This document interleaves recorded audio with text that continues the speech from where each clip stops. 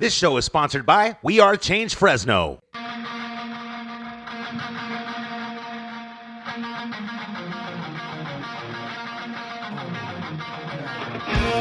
Welcome to We Are Change Fresno with your hosts, Stuart Webb and Sam Cheney, fighting the international bankers' one-world government scientific dictatorship. Be the change you want to see in the world. And now, here's your hosts. Welcome to We Are Change Fresno on 1680 AM. I'm your host, Stuart Webb, along with my co-host Sam Cheney and Woody in the studio. Hey. We have a few guests on this first hour of the broadcast, of the 2-hour broadcast. I think we're week 21, correct? It's been 5 months, folks, since we started this broadcast. We really appreciate our sponsors. We appreciate our listeners for continuing this broadcast. And we actually have a guest in studio with us. He's a personal friend of mine. He actually has probably known me. He's known me since I was about 5 years old. And he's running for school board for Fresno Unified, the Fresno Unified School Board, Area 7. And we have an election this next week, November 4th. And if you care at all about who's representing you, you need to get out there and vote. So we have Brooke Ashjian with us to talk about his campaign and what he plans to do if he's elected, or should I say when he's elected. Brooke, how's it going today? Great. Thank you for having me on the show. No problem. Brooke's also one of our sponsors, so we appreciate that as well. Brooke, could you explain to our audience exactly what a school board of trustee is? Could you explain what they do? Because most people don't even know how government works or how elected officials, how the job's done, and what it actually requires and where the money goes. Could you give our audience just a quick little, a quick little blurb about what you're running for specifically? The job of a trustee sits as a gatekeeper for the school district. So what happens is that there's 7 different areas and 7 different trustees, and trustees hire the superintendent. The trustees approve all budgets and expenditures. The trustee gives the direction of which they propose the district to go, and then gives the superintendent the charge to go forward, and this is what we'd like to see. So what are the major issues? Since you're running for Area 7, you live in that area, obviously, and you have for many years. Growing up, you've always lived right across the street from Bullard, basically. And so what are the current issues with Fresno Unified Area 7 currently? Well, I think that one, it is Fresno Unified. It's not Bullard Unified, so it's a unified school district. So the issues with Bullard are pretty much universal throughout the entire district. So what you have is the thing that catapulted me into this race is this. It's pretty simple. Is that I see kids coming out of high school and they can't read, they can't write, they can't fax. They come to my office, they can barely answer phones when you try to hire them. And so we've really done a disservice for these kids. And so if every kid wanted to go to college, there's not enough seats in the colleges to have every kid go there. So one of the things, there's 3 things, there's 3 reasons why I'm in this race. One of them is because we've got to go back to career technical education / we used to call it vocational education, vocational trade. And when you say vocational trade, people go, oh, you're talking about reinstituting auto shop. No, I'm not talking about that. What I'm talking about is having actual career tech to where we are, say, teaching at Tenaya, you're in the laptop program. So you get to learn and understand how laptops work and computers work and Excel and Word and spreadsheets and whatnot. But by the time you get to Bullard as a freshman there, we should be teaching these kids computer code. We should be teaching them how to write computer code. Something into the future. We should be partnering with companies and like Grundfos Pumps that can teach water technology. That we can in the valley, they can tie it in with agriculture and water technology. We should be partnering with the state center community colleges, with Fresno State. I've had long conversations with Dean Nuna about how we're going to partner with them in the civil engineering, mechanical, and electrical engineering departments of how things are supposed to be. If we catch these kids earlier, we can prepare them better for the future. And I don't mean there's nothing wrong with being a mechanic, or there's nothing wrong with being a plumber. Those guys make great money. But I think that there's other careers out there that we can start these kids on to get them to where they can, end poverty. They can come out, they can have a good job, they can make a decent living, they can provide for their family, and they can provide for the next generation. Secondly, we've got huge amounts of truancy in Fresno Unified, tremendous amounts. And the state public education code says that kids got to go to school. The parents somehow forgot that kids have to go to school, and so with the new district attorney-elect Lisa Smitkamp, we've come to an agreement that we're going to reinstitute the SARBS board, the Student Accountability Review Board, meaning that kids come to school. If they don't come to school, they get reprimanded. They're brought into the principal's office, and then you say, hey, why weren't you here? And the kid goes, well, yada yada yada, and then he does it again. So then you maybe bring in the principal and you bring in a counselor, and then you reprimand him again, and then maybe he does it a third time. So you go, okay, here's the deal. Now you're bringing in social worker, you're bringing in the principal, you're bringing in a counselor. So there's this process that takes place. Eventually, I mean, if you went all the way to the end, eventually what could happen is you could put the parent in jail. Do I want to put parents in jail? No, that's not what I'm saying. But I can tell you that if a parent, if my mom had to go, pick up trash on a freeway for 200 hours of community service, she'd come home and I'd be in school. I mean, that's just how it works, right? I mean, that's just what's going to happen. So there's a lot of reasons to get into this race, and I think that we can do a better job of what we're doing. No, I totally agree. With, like you were talking about, computer programming, that's the kind of stuff we need to be teaching kids, because most of these kids, I'll be honest, I don't remember learning a thing in high school, but when I got out of high school, I had to self-educate, and now I feel like I can learn anything. The problem is the schools, they're not teaching interesting things. They're not teaching for the future. They're actually holding kids back because, it's the No Child Left Behind policy. So you can't do computer programming at, 12 years old, 13 years old, because most of these kids, they're capable of doing that. I mean, you meet some of these kids, these millennials, they're geniuses when it comes to computers. I mean, they've been using, iPads at a young age. I mean, at this point, and even going forward, there's going to be kids that are just going to be geniuses when it comes to that. And so in the public schools, since we're already paying for it, we need to figure out a way to get, like you said, these programs like computer programming, businesses that are going to be that are going to be available in the future. We need to start educating the children in those fields, or else they're not going to be able to read. They're not going to have a job when they come out of high school, or have any skills really, because they're not learning what's going to be a market in the future, because that's where everything's going. Everything's computers. Everything's programming. I mean, up until your house is completely controlled by a smart meter at this point. So we need to be teaching kids this. And now, how are you going to be able to get these programs? I mean, is it just a vote? Like you get one of the votes of all seven, and then you're able to implement these programs? How does that work? Well, you obviously have to bring it to the board, and the school district, the superintendent needs to buy in. But the way that I approach things is a little bit different, Stuart.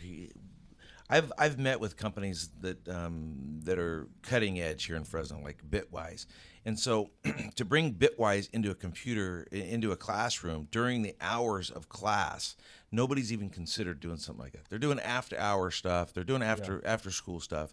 So the challenge has always been the union, the teachers' union, right? Yeah. And so now that we have a new teachers union president and a different executive director over there, they're really cutting edge, and they really want the best for kids. And so when I went in and I met with these people, I said, here's some of my ideas. Now, whether you endorse me or whether you don't endorse me, I really don't care. I'm not going to take any of your money, but here's what I stand for. And it was a fresh look what they got, and so they must have liked what they heard, because I was the only guy out of all of the candidates running in Fresno Unified that they endorsed. So I said to them, we've got to, if your teacher can't teach computer code, then what we have to do is we have to bring somebody in that can. Yeah. And what we'll do is we'll bring that person in and we'll teach the class with your teacher in the room, and your teacher will get taught.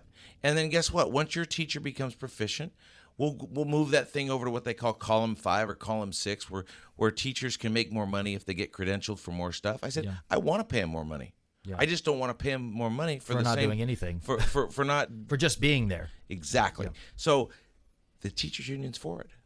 And they want to do it. And so now, Brooke, you're coming in out of the private sector, right? So you're not indoctrinated by the government and some type of bureaucrat like a lot of other politicians running in this election, right? That's correct. And so you can offer this fresh perspective that it seems like people that are bogged down in government thinking just can't get outside of that bureaucratic box. Well, some of that I agree with, but the other thing is that the people that I'm joining partnerships with, I know.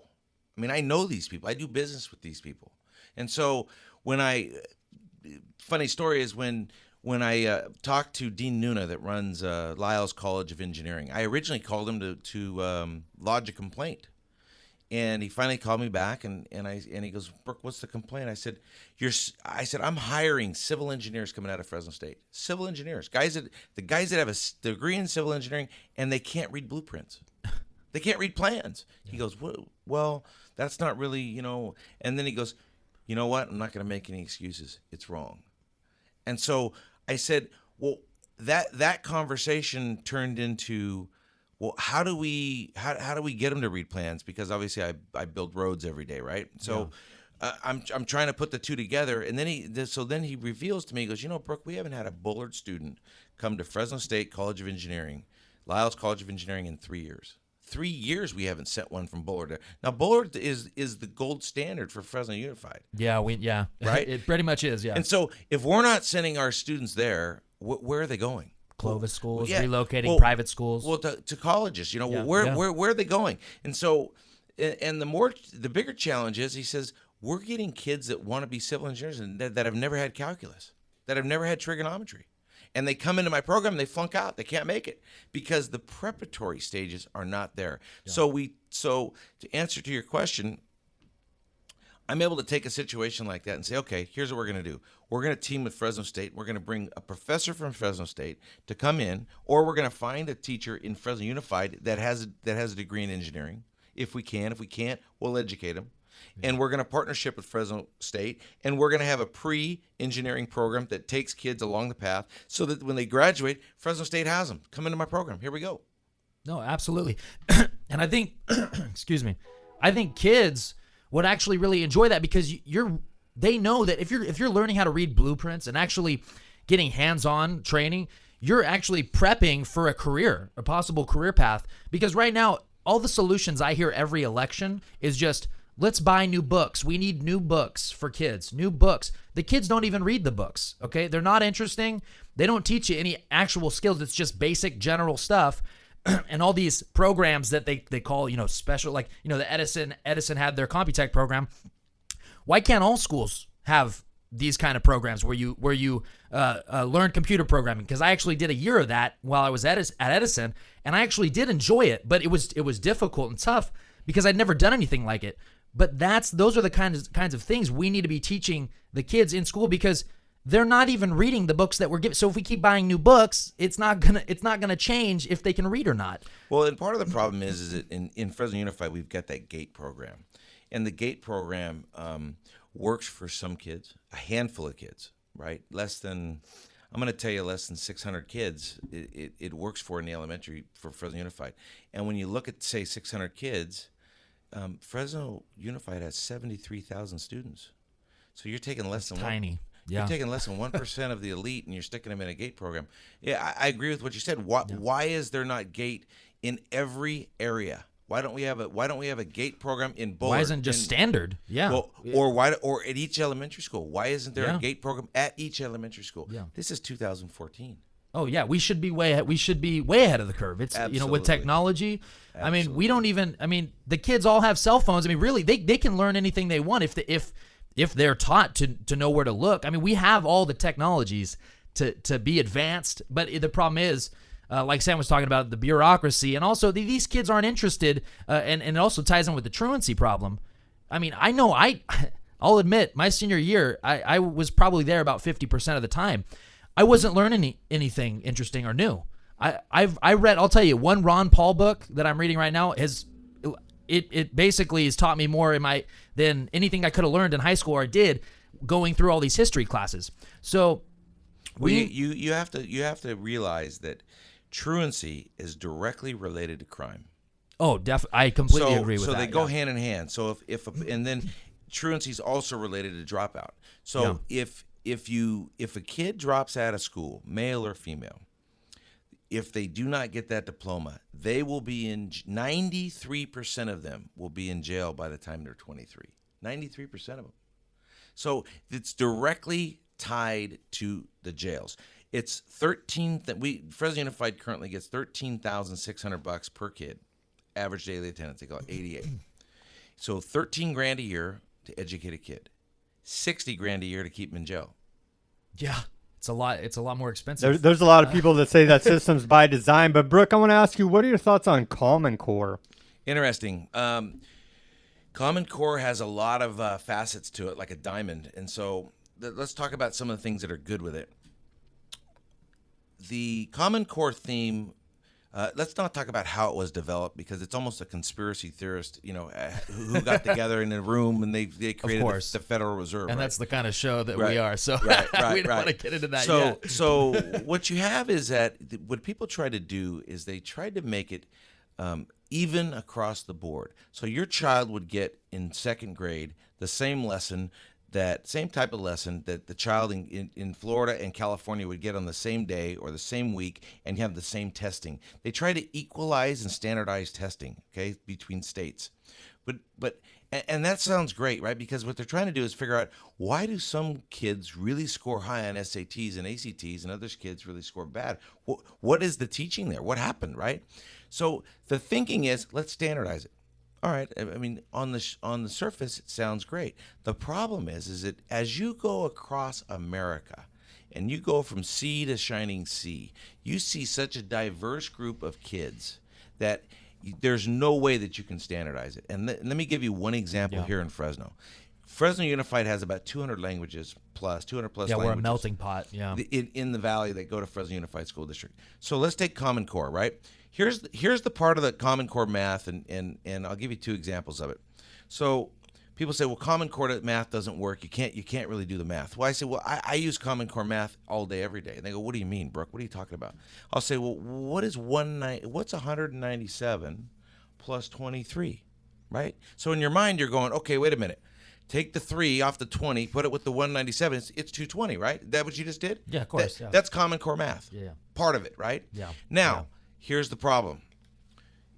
200 plus languages in Fresno Unified. Yeah. So Stuart doesn't speak English as a primary language. He is English as a second language. So Common Core says, spell it out, write it out. So what they'll say is, Stuart has 197 apples. Yeah. And Sam, to get rid of the visual. And Sam, no numbers, gives him 23 apples. How many apples does Stuart have? Well, now all of a sudden there's no numbers, and now you got to be able to speak and learn and be able to read English. Yeah. Right. Yeah. So you're going to see math drop through the floor.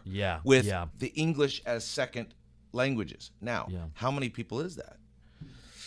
It's a lot of people. Yeah. In the Central Valley, especially here. It's a lot of people. Well, California is the most diverse place on the planet.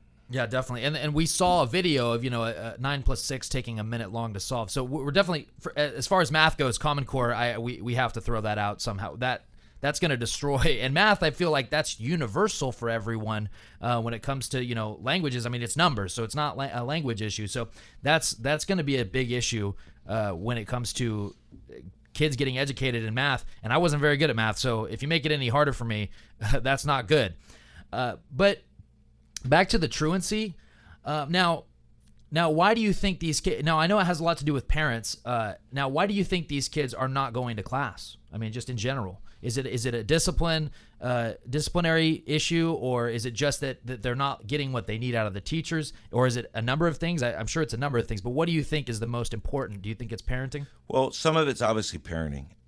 I mean, you can't take that out of the equation. You have two family. You have two income households. Some you have single moms. Some you got dads in jail. I mean, there's a variety of issues. Well, why do I really think it is? I think that we have the truancy problem because we have no penalty. Right now, there's no penalty. Yeah. The guy does what he wants to do. He doesn't come to class. Doesn't come to class. Yeah. And there's no follow up. Yeah. And the public education code says, here's the way it's the way it's supposed to go. And we've had a district attorney that refused to enforce it. Yeah. When the budget cuts came, the first thing she cut was the SARBS board, the officers, the DAs that would prosecute for truancies and not and you literally. So let's look at it. Let's look at what happens. So the kid doesn't come to class. One, he turns into a felon, drug dealer, right? whatever. Drug dealer, whatever is going to happen there. Two, he's sitting at home with his mom or dad that's normally at home. Yeah, I mean, because they're on welfare potentially or government assistance. Yeah. So it's $13,000 to educate the kid. Yeah. It's $60,000 to put him in jail. Yeah. How much? What's the lifetime number Yeah. of that kid on welfare? What's the lifetime number? It's a big number. Yeah. So personally, I'd like to see the parents picking up trash in community service, Yeah. making that kid go to school. Yeah. When he gets out of school, and if he figures out, I don't want to do this no Yeah. more, okay, fine, but at least you have a diploma. Yeah. The difference between a GED Yeah. and a dropout is a piece of paper. Yeah. It means literally nothing when it comes to our kids going to go to jail or not go to jail. Yeah, no, I think that is a huge issue because they're not going. It's not just that they're not going to school; is that they're getting into criminal activities because they have a lot of time on their hands. But you know what? Just public school in general. I mean, the problem is we have a welfare state, but then also parents are paying double sometimes now to send their kids to private school when they're already paying for public school. So that needs to change too. We need to make sure our tax dollars are being spent correctly. Because at this point, I don't even want to send my kids to a public school, but I may have to because I may not be able to afford it. So we need the money to be spent better, and we need more options. But yeah, that's what I was going to ask you. Do we see any options for charter schools, for homeschooling type of programs that can work with the public schools? Because, like you said, this Common Core calls for standardization, and we know that everyone's an individual, so I see some major problems there going on with people that cannot be standardized or actually are independent learners. Well, let me just tell you this, Sam, that we have a very competent school system. My kids went through Fresno Unified. I've got kids in I graduated from Kerman High School. Yeah. So we have a very competent public school system. Extremely competent. We've got very, very competent teachers. Yeah. And we have some very successful charter programs. We've got Daly Elementary, which is just down the street from here, that is off the charts as far as their API scores. I mean, it's off the charts, and people are going, "What is this? Yeah, how do we do this? What is this?" And the principal, Dutra, is her name, and she's rockets, and people are coming from all over, going, "I want this education." Yeah.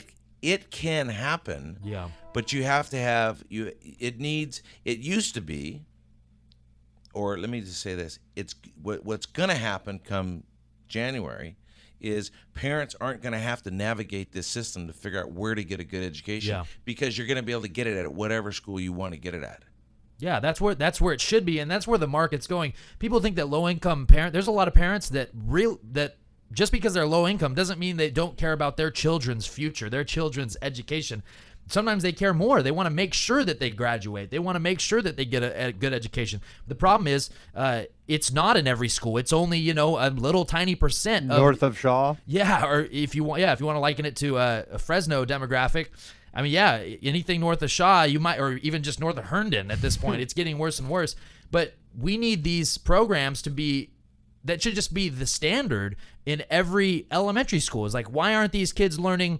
I mean, honestly, at this point, I feel like with how many kids use cell phones and use computers, and they're actually really good at it, they need to have computer programming in elementary schools. Well, And they have the computer labs there, but I have to tell you, But is it programming? no, it's not. Yeah. But the numbers that you're seeing of what people are talking about, how the elementary schools are failing us, the numbers are skewed. They're not real numbers, and let me just tell you why.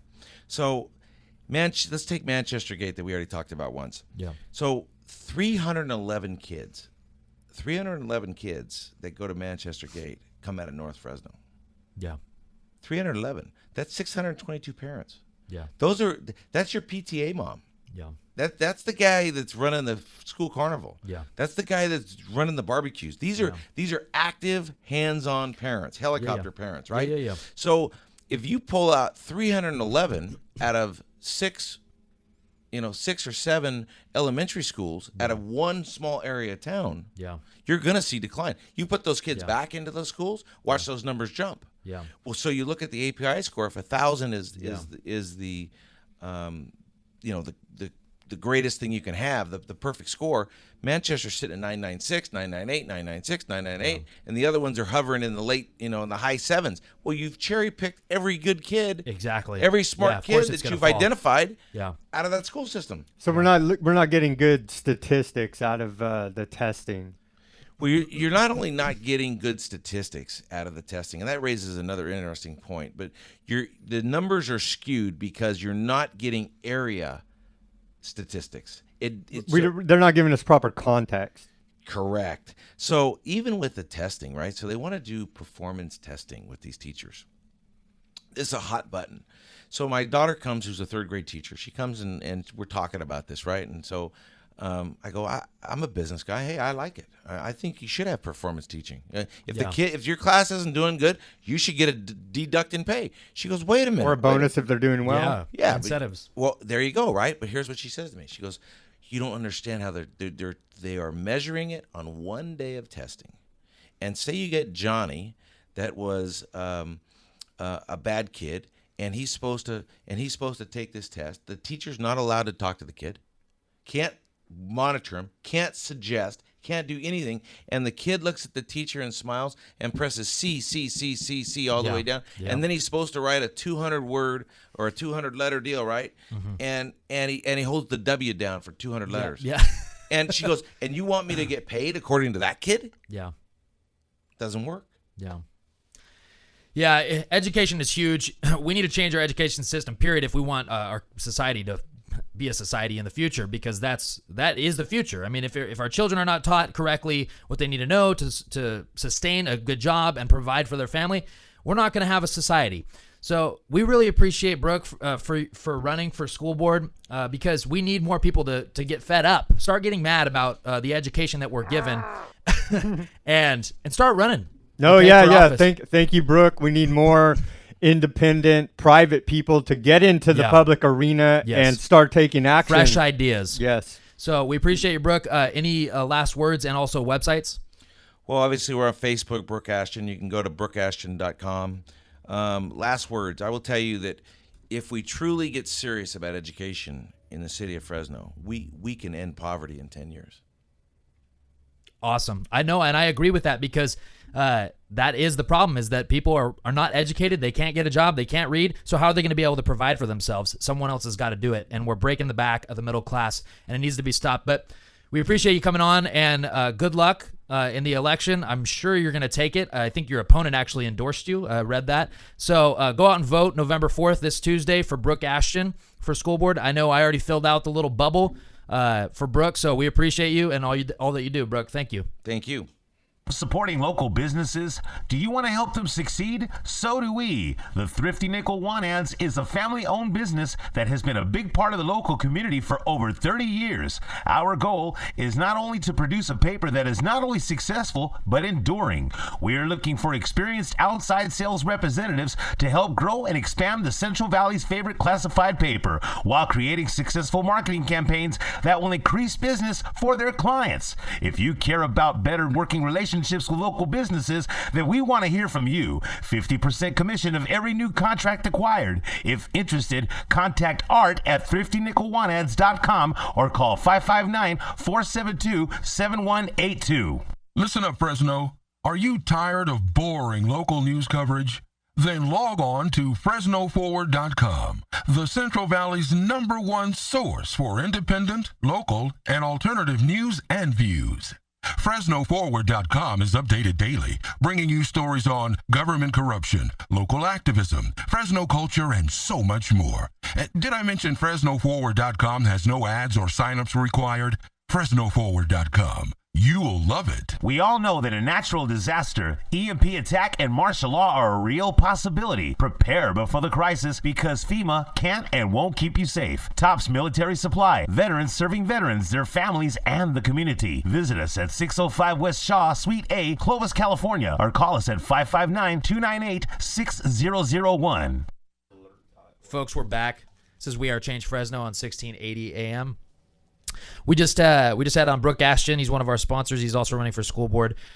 So if you didn't hear the first half, go back and listen to our broadcast on YouTube. But we have another special guest, Dr. Paul Connett, Executive Director of Fluoride Action Network. Paul, how's it going today? Hello? Hey, turn him up. Wait, where is it? Check. Paul, are you there? Oh, yeah, he's here. You got to hit the button. Where? Oh. There you go. Hey, Paul.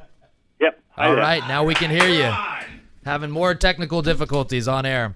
As we said, Dr. Paul Connett, Executive Director of Fluoride Action Network, he's here to talk about fluoride that most people have the general public has no idea that, most cities are, the water supply is full of fluoride and it's poison. But we're here to talk about it. Paul, how is it going today? Going very well, thank you. So you are the Executive Director of the Fluoride Action Network. Could you explain a little bit about what that is? Yeah, this was formed in 2000, bringing together citizens and scientists from about 13 or 14 different countries. We felt that by acting alone, we can get local victories, but to end fluoridation worldwide, we needed to act as a network. And, of course, the Internet and the website have made this more manageable today than ever before. In fact, I think it's because of the Internet that fluoridation, an outdated practice, will eventually fall, I think within 2 years. Yeah, I completely agree. I mean, with the Internet, there's just no boundaries in what message we can relay to people and get out the warning of, hey, they're killing us, they're poisoning us. The same with GMOs. You've seen the market go to organic, and now there's organic food almost everywhere available. So it's the same thing, I believe, with fluoride. Like you said, the Internet is free. I mean, it's ultimate freedom to communicate with people. Absolutely, and particularly in this issue where the promoters of fluoridation have kept most of the studies hidden. It hasn't been easy for people to get hold of key studies. Now it's very easy. On our webpage, fluoridealert.org, if you go to the top right-hand corner, there's a button called Researchers, and that would allow you to go to any of the health studies that have been published. Sometimes you can get the full study, sometimes an abstract, sometimes it's described and put into context. In fact, we have the largest health database in the world on the issue of fluoride's harm. In fact, more information on our website on the harm of fluoride than the rest of all the health agencies in the fluoridated countries. And that's not difficult to do because they really haven't done many studies. The studies, they keep studying teeth after teeth after teeth, studies on teeth, as if the body was attached to the teeth. The teeth are in the body. And what parents would put their child's brains ahead of their teeth? Now, teeth are important, but brains of our children and their mental development is far more important. And we now have 41 studies out of 48 which have shown an association between fairly modest exposure to fluoride in countries with high natural levels of fluoride in their water and lowered IQ. And the levels at which, of course, as a toxicologist, you always have to look at the lowest level that causes harm in these studies. And the lowest level is actually 1.26 parts per million, which are found associated with the lowering of IQ. And if you bear in mind that we fluoridate between 0.7 and 1.2 parts per million in this country, there is absolutely no margin of safety to protect all our children from this serious harm of lowering IQ. But the promoters of this practice are in a state of denial. They simply content themselves on critiquing the methodology and not attempting to repeat the studies themselves. And this is not just on IQ, it's also on things like arthritis. The first symptoms of fluoride poisoning of the bone is just like arthritis. No attempts to see if there's a relationship between arthritis in the United States and how long people have lived in a fluoridated community. The same thing with lowered thyroid function, even though we know that doctors used to use fluoride tablets to lower thyroid function, and we have millions of people today with hypothyroidism. They're not attempting to join those dots.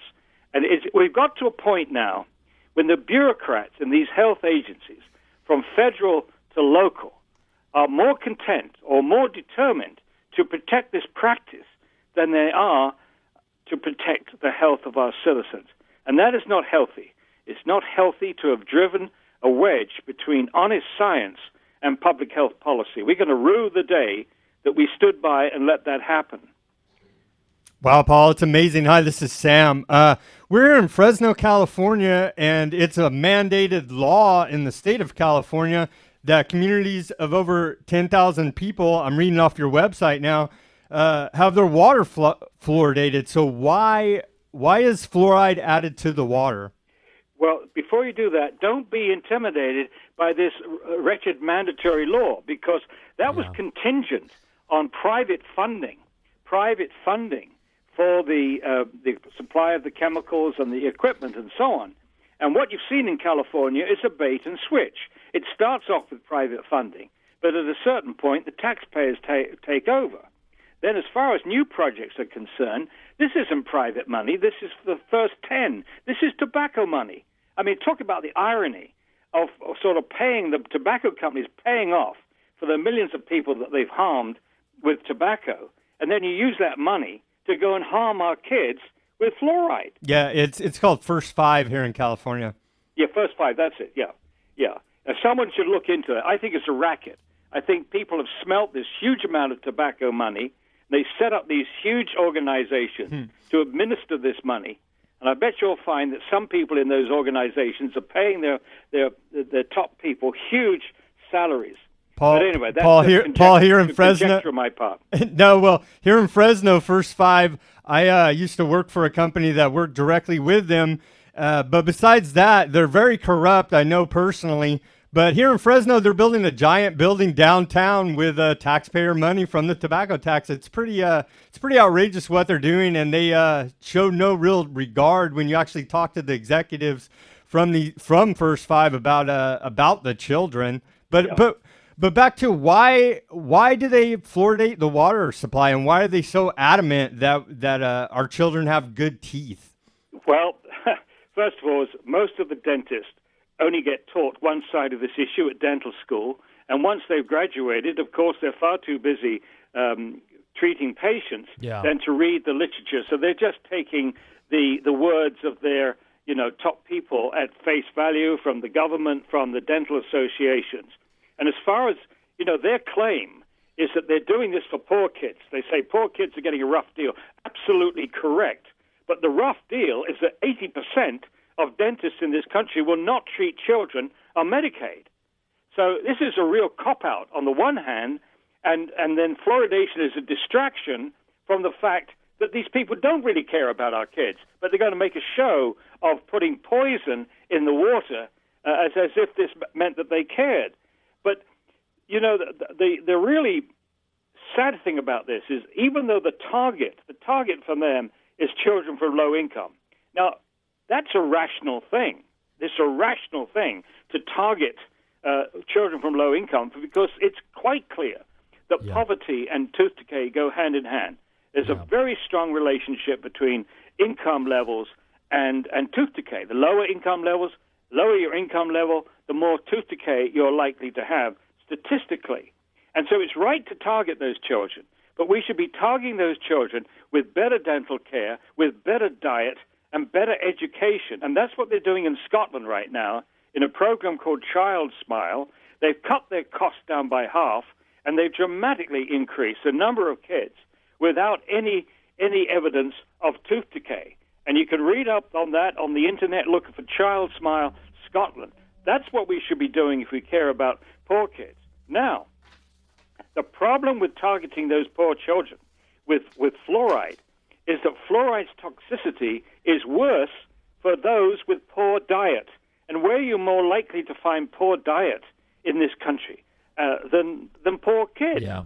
So the kids that you're targeting are going to be most hurt by fluoride. And then when you find out that one of the harms is lowering of IQ, the last children in our country that need their IQs lowered are children from low-income families. They've already got so many strikes against them with poorer diet, with poorer educational facilities. Your last guest was talking about that. With less time for parents to look after them and teach them extracurricular stuff. It's just so many strikes. And living in the inner city, they're more likely to have got pollution and lead, and all those factors contribute to lowered IQ. And, what's unforgivable about this is that when they started this, they should have realized that nature had sent a very important signal on this whole business of whether or not human beings need fluoride or not. Now, what they say is that, nature thought of it first. So fluoride naturally occurs in some water supplies. It's natural. Well, this is nonsense. Whether or not your water supply has fluoride in it is a function of what rocks the water have flown through. In other words, that's a function of geology, not nature. Nature has nothing to say about the levels of fluoride in your drinking water. But what nature has had something to say about, and is very meaningful, is the level in mother's milk. And that is extremely low. So if you look at what nature has done, she's made sure that the breastfed baby, gets very little fluoride. If you believe in fluoridation, then you believe that evolution has completely screwed up, that every single parent on this planet is fluoride deficient. Yeah. Because the levels in mother's milk is extremely low, 0.004 parts per million, which means a bottle-fed kid in Fresno and other parts of California, where you've got this ridiculous mandatory fluoridation, is getting about 200 times more fluoride than nature intended. And guess what? We now know that is damaging the children's teeth and giving a condition called dental fluorosis. Eventually, throughout life, it's probably going to give them skeletal fluorosis in its very mildest form, which I've alluded to already, with arthritis. But the most important thing, it quite probably is lowering their IQ. Not for all children. You may not notice it with the average child, but when you find harm when you find harm in a small study, you determine what is called the lowest observed adverse effect level, and typically you divide by a safety factor of 10 to get to a safe level to protect all our kids. Well, as I've said already, there was a study done in China where they found that lowered IQ at 1.26 parts per million. Obviously, you've got no margin of safety to protect all our kids in America. In addition to everything else, when you put fluoride in the water, you can't control the dose. So some of our kids in America are getting higher doses than those children in China because they're drinking more water. They're drinking more water at, say, 1 part per million than some of those Chinese children were drinking at 1.2. I've actually visited the villages where this study was done, and there's two other factors which would suggest that American kids, at least in two respects, are getting more fluoride than those children in China where the IQ was lowered. Because those kids in China were not using fluoridated toothpaste. They don't use much fluoridated toothpaste in rural areas. And also in rural areas, most of the babies are breastfed, not bottle-fed. So on those two factors, the majority of American children are getting higher exposure than this study done in China. And you know what's outrageous about this? And there was an article in The Lancet about the neurotoxicants and how we should be doing everything humanly possible to eliminate exposure of young babies to neurotoxicants. In fact, Philippe Grandjean actually wrote a book on this called Only One Chance. We've only got one chance. Any damage to the child's mental development stays with that child for the rest of his or her life. But to indicate how serious this is, if you shift the IQ downwards of the whole population by 5 IQ points, and in these Chinese studies, the average drop in IQ was 7 IQ points. But if you drop the IQ of the whole population down by 5, you wouldn't notice too much the average child dropping from, say, 100 to 95 in IQ. But if you look at the two tails of the bell-shaped curve, the normal distribution for any population, for any human trait in a population, it's the two tails. If you shift by 5 IQ points downwards, you halve the number of geniuses in your society, and you double the number of mentally handicapped. That has huge ramifications for a country like the United States competing in the world economy, and huge social ramifications for literally dumbing down your population. This is a very, very serious issue.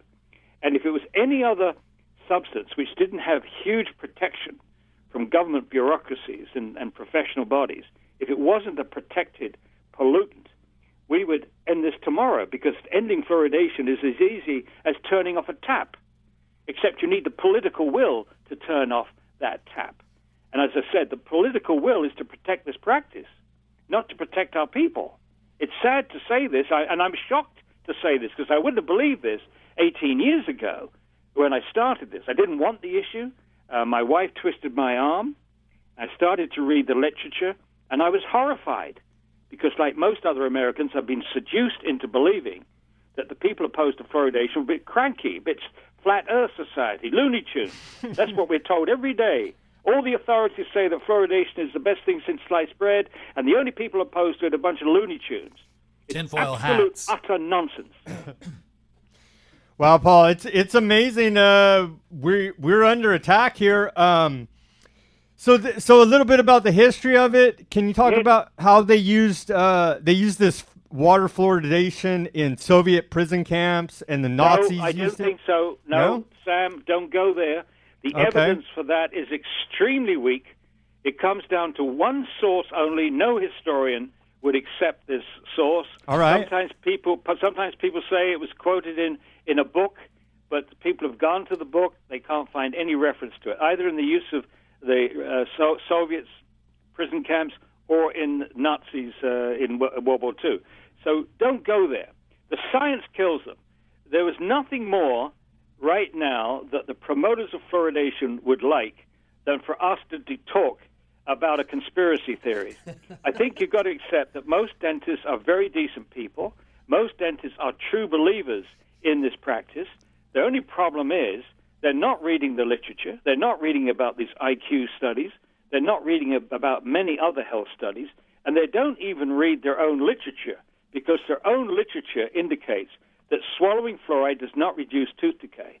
They themselves have admitted, the Center for Disease Control has admitted, that the predominant benefit of fluoride is topical, not systemic. And when they admitted that in 1999, it should have been the end of fluoridation. If it works topically, then brush it on your teeth with fluoridated toothpaste and spit it out. This way you avoid exposing all the tissues of your body to a known toxic substance, and you don't force it on people that don't want it. If one of the most important arguments against fluoridation, it should never have started, because, in fact, you should never use the public water supply to deliver a medicine. And the reasons are simple. Number one, once you put a medicine in the water, you can't control the dose. That's a no-no. You can't control who it goes to. It goes to everyone. That's a no-no. And thirdly, it violates the individual's right to informed consent to medicine. And that's a primary medical ethic today. And I'm surprised, really surprised and disheartened that so many doctors stand by and allow communities like Fresno to do to everyone what a single doctor in Fresno can do to no one. No doctor in Fresno can force you to take a medicine, but that's what your government is doing. Well, yeah, so we just need to stick to the science, stay away from internet disinformation. Absolutely. Yeah, that's great. That's great advice. That's the only way that we can actually convince people that there's hard science behind this. Absolutely. And I say that as a biochemist. I'm a retired professor of chemistry. My specialty at St. Lawrence University was environmental chemistry and toxicology. And with two other scientists, we've written a whole book on this, The Case Against Fluoride.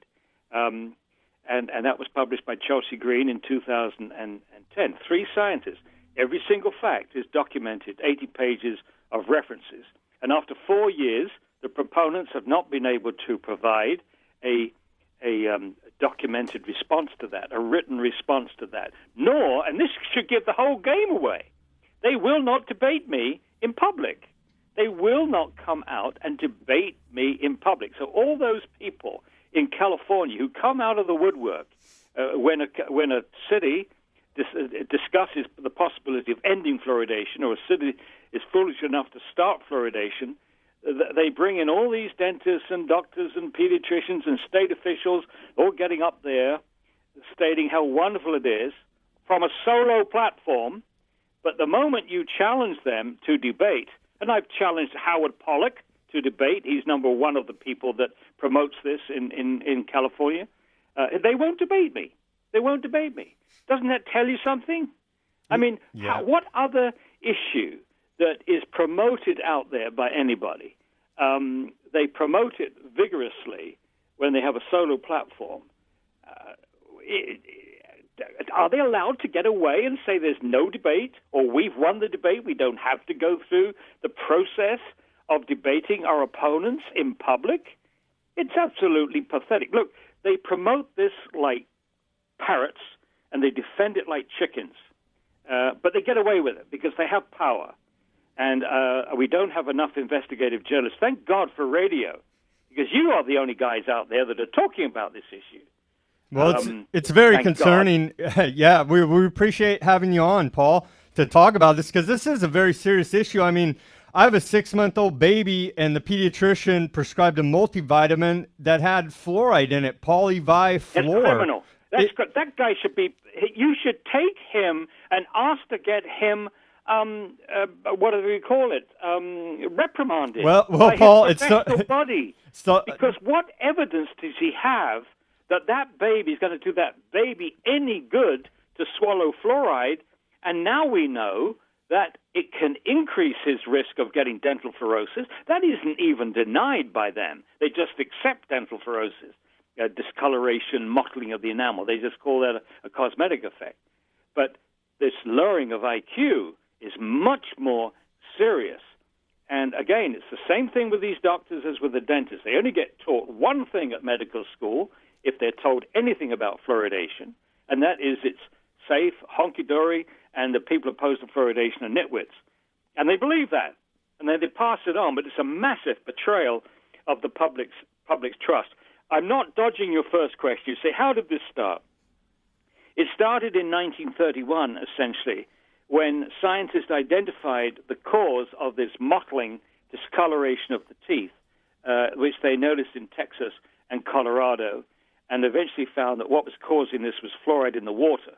But dentists at that time were really puzzled and quite surprised that even though the teeth looked awful with kids with dental fluorosis, they thought there was less tooth decay amongst those children. So that's when they went out to search to see if there was a level of fluoride that would reduce tooth decay and not cause too much dental fluorosis. And what they settled on was 1 part per million fluoride in the water. That was the magic optimal level, as they called it. Then they had a series of trials, starting off in Grand Rapids, Michigan. These trials were meant to go on for 10 years, but halfway through, that's when the U.S. Public Health Service endorsed fluoridation in 1950, and with practically no health studies on the table. And then all these professional bodies, like a row of dominoes, went along with this and also endorsed fluoridation, still without the trials completed, still without any medical. So at this point, in 1950, that's when it switched with a certain level of caution from some of the people like Trenley Dean, the father of fluoridation, certain amount of caution, to an outright promotion of fluoridation, and recklessly, in my view, as I said. And as I said, they thought they could get away with this and only get 10% of our kids. Now it's about 50%. 50% of our kids in fluoridated communities have dental fluorosis, not just in the very mild form, but in the mild, moderate, and even severe forms. So that part of the equation has been a complete, utter failure. Thanks for answering the history of it, Paul. It's amazing. It feels like we're under chemical attack here by them adding fluoride to our water supply without our consent. And so what is some action that people can take to get the fluoride out of their water supply? Well, I think the first thing is don't go off half-cock. Get yourself informed. Go to our webpage, fluoridealert.org. If you're scientifically inclined, there's a wonderful health database. Click on the researchers button. If you're not scientifically inclined, we've got some excellent videotapes. You go to Fan TV on the top of the homepage, and you can watch some fabulous videotapes from 3 or 4 minute ones up to even an hour. But my favorite is Professional Perspectives on Water Fluoridation, where we have 15 scientists from around the world, Nobel Prize winners, former EPA scientists, National Research Council people, and so on, spelling out in very simple terms why this is a very, very bad practice and why it should be ended as soon as possible. So get yourself informed, and then get yourself organized. Have a coffee meeting. Get some of your friends, some of your relatives involved. My book is there for backup. I don't suggest you start with my book, but if you really want to feel that you're on top of the issue, you've got that book. And I would also say this. Carry that book with you, and when you meet the proponents of fluoridation, say, well, you seem to know a lot about this issue, and you're very confident in this issue. I've been in contact with this man, this Professor Paul Connett, and he's told me, or at least I heard him say on the radio, on this program, that he would be prepared to come to any community in the United States, or for that matter, any community in the world, and debate the proponents of this practice in your community. So you seem to be confident about it, Mr. Dr. Blogs. Will you debate him? All right, awesome. Thank you very much for your time. This show is sponsored by We Are Change Fresno. This show is sponsored by We Are Change Fresno. Folks, we're back. This is We Are Change Fresno on 1680 AM. I'm your host, Stuart Webb, along with my co-host, Sam Chaney. If you were listening to the first hour, we had on one of our sponsors who's running for school board, Area 7, Brooke Ashjian. We'd appreciate you looking into his campaign, looking into what he's about, and look at his background, see what he's accomplished in his life, and look at his endorsements, and go out to the voting booth and vote for him, because we need people in the private sector to start going into the public sector, because the public sector is torn to shreds. It's a massive bureaucracy that gets nothing done, and we just need people that are out there working to pay for the welfare state to start running for office. We need to change our society, and that starts with running for office. That starts with doing something about it, doing your part. So we appreciate Brooke coming on the show, and also big thanks to Dr. Paul Connett of Fluoride Action Network. Man, he gets on a roll and just rants and raves because he is pissed off about the forced medication that is being put into our water supply. And we're being forcibly inoculated, okay, by fluoride in our water supply. So it's a serious issue. It should piss you off. It should. And if it doesn't, there's something wrong. You're and maybe too fluoridated. That's what I was going to say. Yeah. Maybe you've been drinking too much fluoridated water because you don't care. It basically makes you apathetic. It reduces children's IQ. It makes you less aggressive. They are forcibly inoculating us, okay? They're conditioning us. So if you're just tuning in, Sam and I are going to we're gonna talk about some news. We're gonna rant and rave like we always do, but really these are serious issues, and we do have an election coming up it's serious. I mean, these are the government itself. Now, personally, I don't agree with almost anything the government does, but we have to get out and vote. We have to take action, or else we're going to be living under a tyranny, a dictatorship. And so one of our sponsors, Pam from the Thrifty Nickel, she wants all of you to ask these questions to the people that are running for office in your area. Here's some questions you need to be asking them.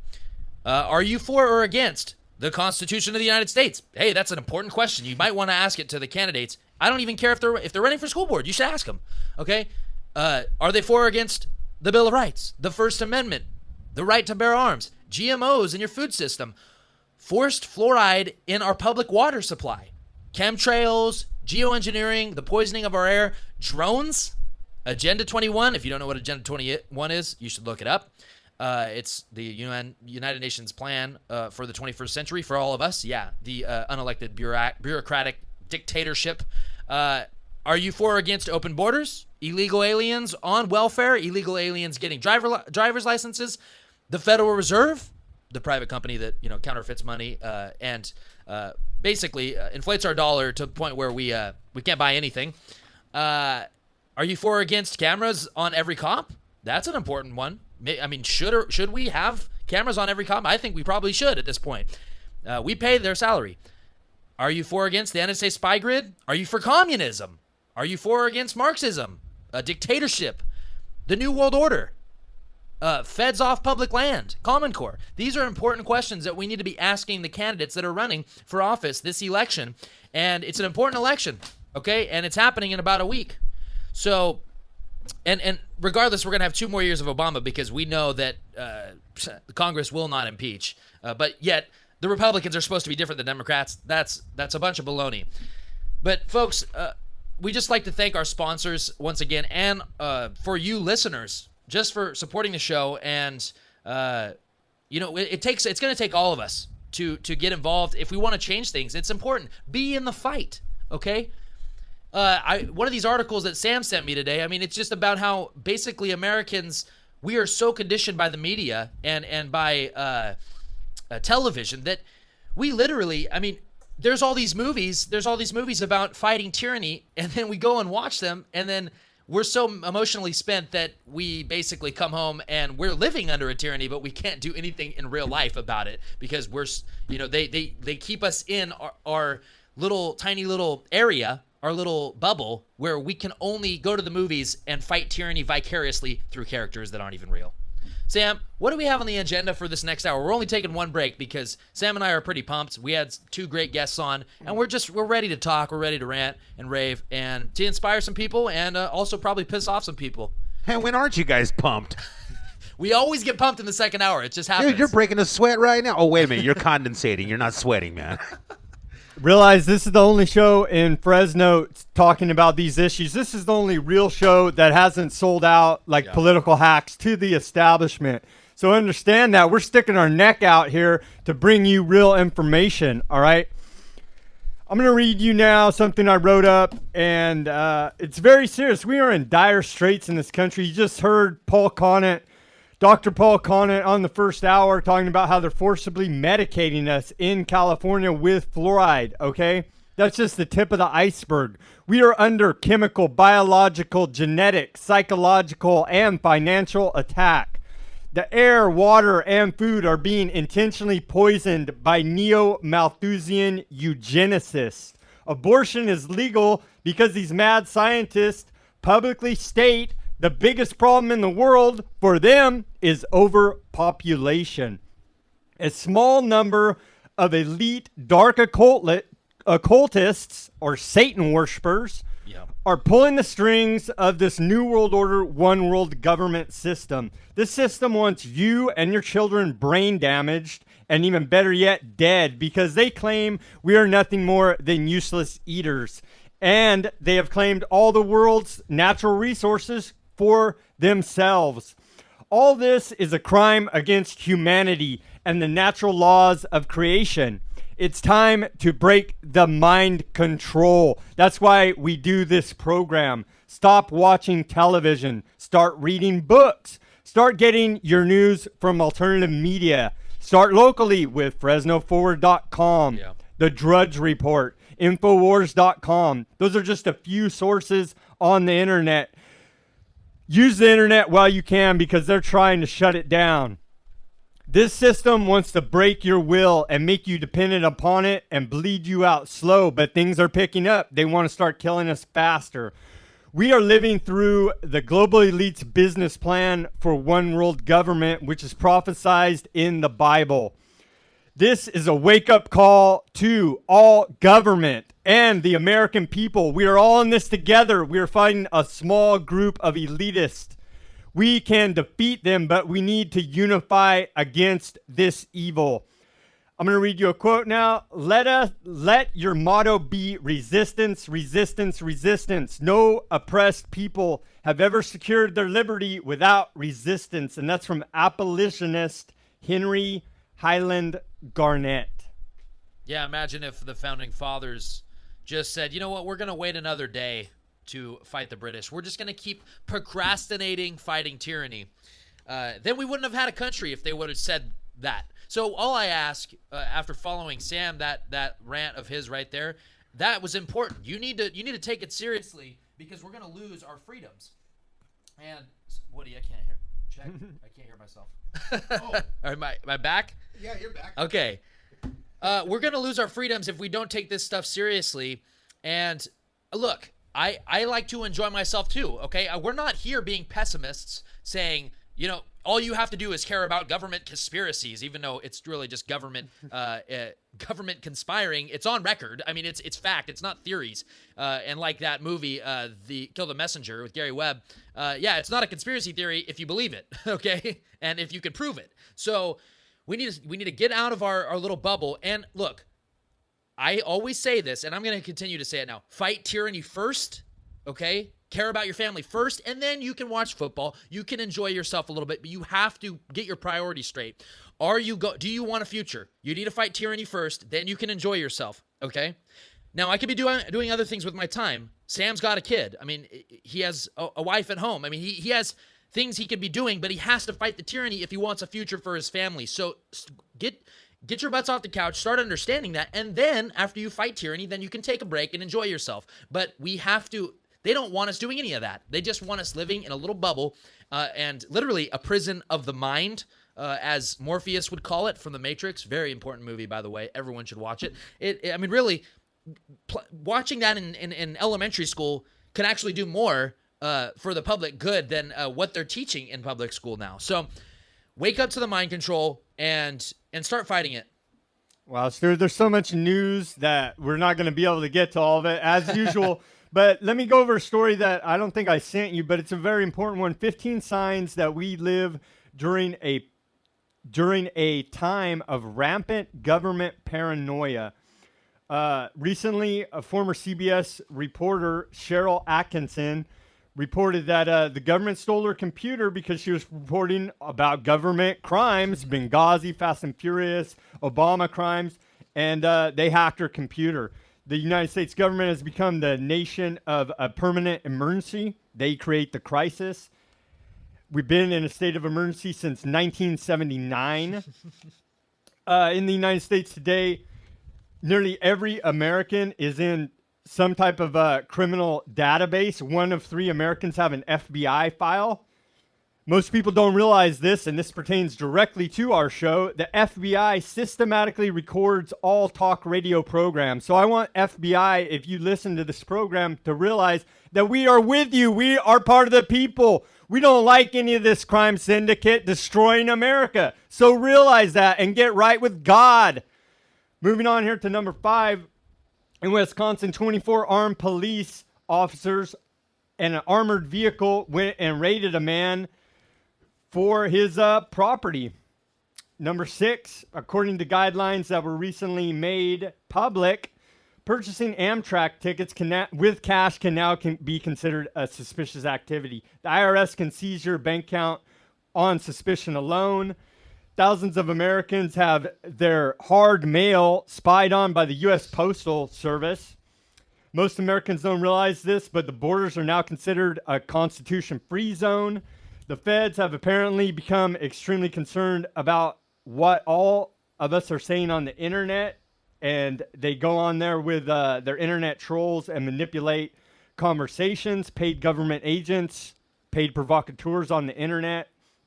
The United States government has become so paranoid that it even spies on our European allies, and as we went over here, it's destroying our foreign relations, okay? Germany had to go back to typewriters at some of its government offices because they know that the NSA is spying on everything. Number 12 on this list, the government treats American citizens as potential domestic terrorists. They treat Stuart and I, We Are Changed, as domestic terrorists. We're on the hate list, right? When we're here saying Hate nothing, group. yeah, when we're here saying nothing more than we want our Constitution and our Bill of Rights and a constitutional republic, representative democracy, which is what has been written as our form of government. Number 13 on this list, our police have been militarized and SWAT teams have been deployed more than 80,000 times per year in this country since 1980.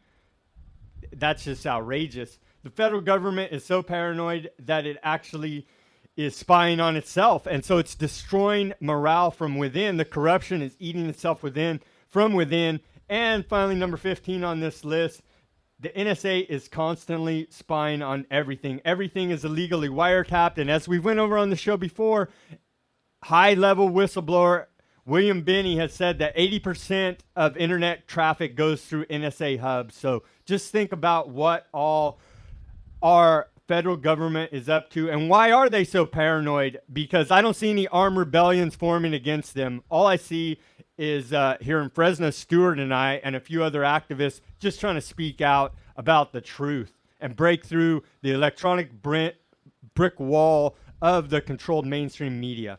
Yeah, we're just being red-blooded humans, and males, for that matter, wanting to protect our family, seeing a threat. They're already putting in preemptive controls with the NSA spying. Everyone's on the list of potential terrorists. We'll go over that later.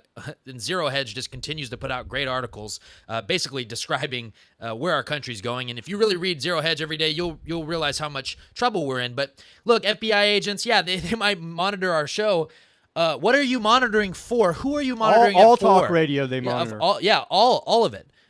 All talk radio. So your FBI, what exactly are you doing? If you're an FBI agent listening to this, what are you actually doing? Because if you care about America, you would actually not be spending the money. See, I pay for your salary, so I don't want you to pay to listen to me. I want you to go catch actual bad guys. Oh yeah, the bad guys that run your department, that run this country. And the ones that realize that, you're just trying to get a spot in the New World Order, okay? A spot in the United Nations One World Company. In the global crime syndicate. That Sam said it perfectly. That you just want a little spot there. You think if you serve the system, it's gonna serve you. No, it's gonna use you up and then spit you out, okay? And so if you think that you're doing a service to your country, you're in fact a traitor to your country and everything that we stand for. And man, anybody who supports the police state at this point, I mean, you're just a moron, period. If you want people locked up for using drugs or committing victimless crimes, like, I don't know, there's millions of people in jail that haven't hurt anyone or actually done damage to someone's property, and they're in jail for no reason. And so that's illegal under the Constitution, okay? So it doesn't matter how much they want to. These laws are written all sneaky. It doesn't matter because all of them are illegal. I mean, most laws right now on the books are just flat out illegal, and they're unconstitutional. And so, which nullifies them. But the thing is, if you go along with the system, it creates the appearance that they are legal, and then it conditions the people to think, oh well, this must be okay, but really it's not okay. Okay, and so these statistics that we're seeing coming out of America, it's just. We have to reverse it, or we're not going to be a country. And the welfare checks will only last so long, and the government assistance and the unemployment. And remember, federal debt notes cannot feed your family when they're not worth anything.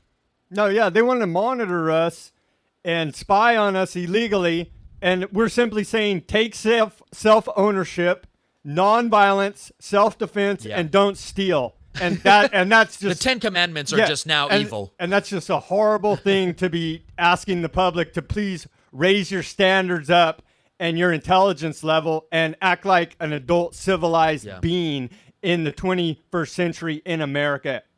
Yeah, it's just unbelievable. And it's the 1984 society that we live in.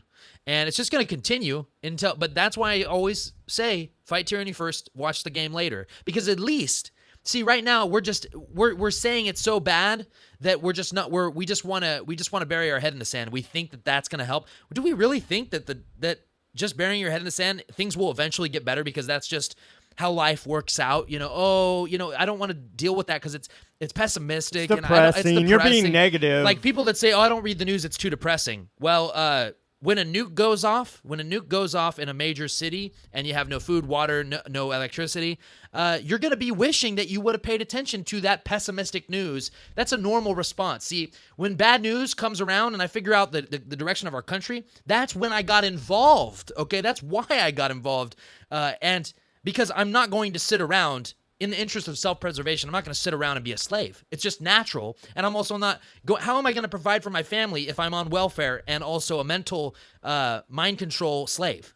Fight the info war now while you can. All you militia type people that think you're just gonna arm up, gear fight the up. info war first. You're just gonna arm up, gear up, get in your bunker, and wait for the apocalypse to come. That ain't working, man. That ain't working. You need to start talking with your friends and family. You need to start getting politically active and start trying to change things politically and non-violently, and stop using the excuse that, oh, I got my guns, I'm ready for the apocalypse. That's a bunch of bull. Yeah, that's a cop-out. If you're not willing to speak out against the government, see, you might be prepping right now, but not speaking out against the government because you're scared. Well, that's just an oxymoron. So you're not. When they come to your house, you're gonna be scared as well. You're gonna submit to tyranny because you're not even willing to speak out against it. So how are you gonna be able to pull the trigger in self-defense from people that come to your house that want your food or want your guns? You're not going to be able to because you haven't even mentally prepared. You haven't made the step to say, you know what, I'm going to put myself out there, make myself public, speak out against this.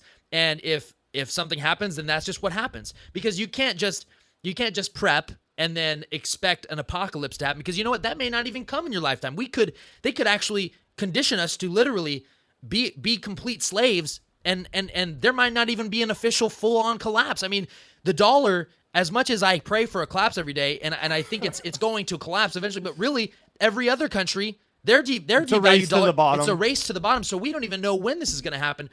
How many wars are going to be fought before a complete collapse happens? We don't know. So start fighting the info war. We can reverse this. See, just saying I'm waiting for the apocalypse, no, that's just saying that's a cop-out, and it's because you're lazy. See, you want to prep and then care about the game and those little things that you like, but you're not really willing to get involved politically. You're not really. It's selfish to just sit there. I'm going to take care of myself, my family. You got a whole community of people. You got the greatest nation ever created right here, and we're going to fight the battle here. Yeah, what about the expats that bug out to other countries? I mean, we could just go on and on about all this, but fight the info war now while we can, and stop copying out. Take political action now. And what about the people that don't have the knowledge you have, okay, and aren't prepared? You need to help them get prepared, because that's a sin of omission. You're being idle. You're not doing anything.